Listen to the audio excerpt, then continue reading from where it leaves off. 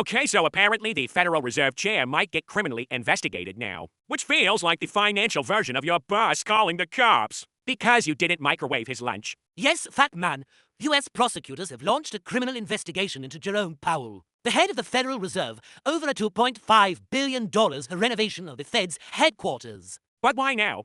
That building didn't suddenly start leaking gold-plated water fountains yesterday. Because Powell refused to cut interest rates repeatedly, publicly. And that's made Donald Trump furious.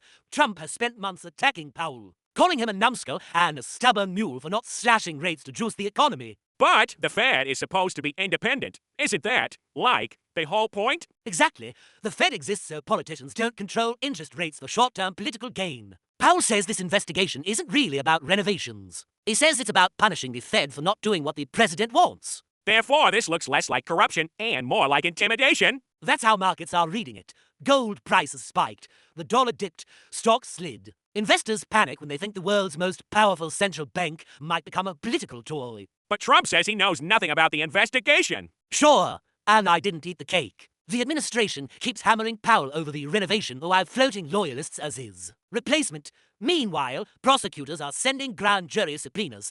Connect the dots. So what happens if this keeps going? If the Fed loses independence, markets price in higher inflation forever. Borrowing gets more expensive, trust evaporates, and suddenly, interest rates aren't about economics, they're about loyalty. Which brings us back to the start.